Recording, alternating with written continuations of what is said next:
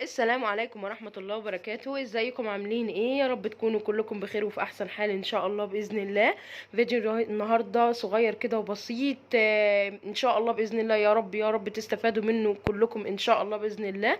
بس انا فعلا مش هعمل الفيديو غير لما اتاكد منه ان هو مفيد 100%، علشان كده احب افيدكم بيه.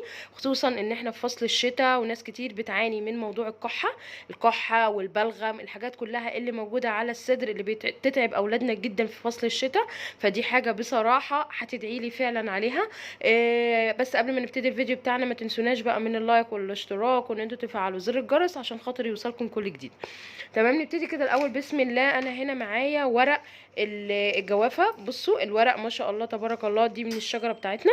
تمام، انا بجيب كل فتره كده الورق وببتدي ان انا اغسله غسله كويسه كده زي ما انتم شايفين. اغسل الورقه كويس وانقي الورق اللي هو الاخضر الكويس، مش الاصفر الدبلان ده او المتقطع.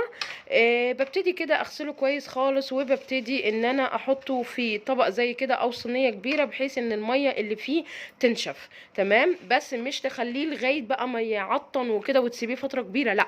هي بس فتره كده بالظبط قد يعني ايه ساعه ساعتين كده بس، الميه اللي فيه تبتدي تنشف. وبعد كده بجيب طبق. تمام، وببتدي احطه في الميكروويف وبنشفه. بخليه ينشف خالص طبعا معايا من الميه ومن غير اي حاجه. تعالوا كده انا هوريكم معايا على الميكروويف. بصوا يا جماعه، ادي الميكروويف بتاعي. بصوا ادي الورق، انا بسيبه في الميكروويف حوالي اهو. سامعين الطرطشه دي كده؟ الورقه نفسها هتحسيها نشفت كده. ادي اهو الطبق بتاعي، بحطه في الميكروويف وبيقعد يعني بالظبط قد 10 دقايق. اظبطيه على لا مش 10 دقايق، معلش، بتظبطيه على قد دقيقتين 3 كده. وبعد كده بصي بيطلع بنفس المنظر ده، بيبتدي ينشف. بخليه زي ما هو، مش بفركه ولا حاجه، بخلي الورقه زي ما هي كده. وببتدي احفظه في برطمان لغايه لما احتاجه. وبعدين يعتبر يعني احنا يوميا بطلع ورق الجوافه واغلي منها واحليه بمعلقه عسل. بتنقي الجسم تماما من الكحه والبلغم واي حاجه على الصدر. بجد بجد هتنفعكم جدا. لو انتوا مش موجود عندكم ورق جوافه ممكن تشتريه من العطار. بس بصراحه ما اعرفش بكام، واللي موجود هنا في غارب ومحتاج ورق جوافه انا تحت امركم.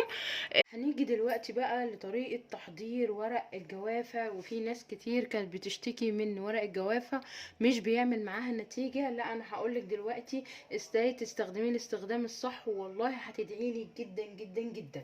تمام، هجيب هنا انا قد ورقتين من ورق الجوافة. انا طبعا زي ما قلت لكم انا بنشفهم في الميكروويف. تمام، اجيب هنا قد كوبايه ميه على ورقه الجوافه بتاعتي. طبعا ورق الجوافه بتاعنا مغسول ونضيف طبعا، لان انت مش هينفع تنشفيه وهو باللي فيه، يعني بالقرف اللي فيه وكده. فبتغسليه كويس خالص وبعدين بتنشفيه. هبتدي دلوقتي احطه على النار واغليه، وبعد كده هقول لكم هعمل فيه ايه.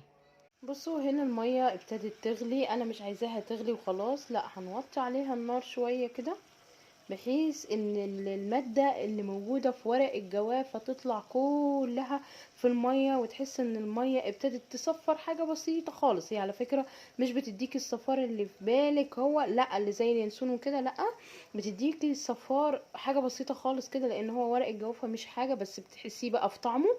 مش بيدي لون يعني، بس بتحسيه الطعم بتاعه. هنسيبه زي كده بالظبط قد يعني دقيقتين 3 بنفس المنظر ده، وبعد كده هقولكم هنعمل فيه ايه. خلاص ادي المية بتاعتنا كده خلاص غلت كويس جدا. هنجيب بقى هنا، هنجيب كوباية بتاعتنا اللي هنشرب فيها. هنبتدي اصفيه بقى في الكوباية.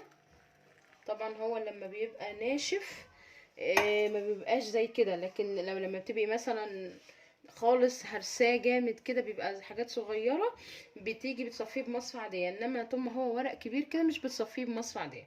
تمام، هجيب هنا معايا عسل بالشمر. عسل بالشمر، الشمر معروف قوته ازاي في ازاله الكحه والبلغم من الصدر، وازاي بينظف الصدر. مش عندك العسل بالشمر، عسل لوحده كفايه يعني، مش مشكله. تمام، بس هو الشمر احنا بنزود فايدته، بنحليه بيه، بناخد معلقه واحده وبنحليه بيه اهو. طبعا هو عشان خاطر العسل الميه صفرت، لكن هي ورق الجوافه مش بيصفر الميه. وبكده يكون الفيديو بتاعنا خلص. بصوا خلاص كده المشروب بتاعنا جاهز. طب هنشربه امتى؟ كوبايه الصبح وكوبايه بالليل، كوبايه الصبح على الريق وكوبايه بالليل قبل النوم، واتفرجي والله ولا هتحتاجي ميكوفيلين ولا هتحتاجي الميكو ولا هتحتاجي اي ادويه من ادويه الكحه. اتمنى الفيديو بتاعنا يكون عجبكم، ولو عجبكم ما تنسونيش بقى من اللايك والاشتراك وان انتوا تفعلوا زر الجرس عشان خاطر يوصلكم كل جديد. والسلام عليكم ورحمه الله وبركاته.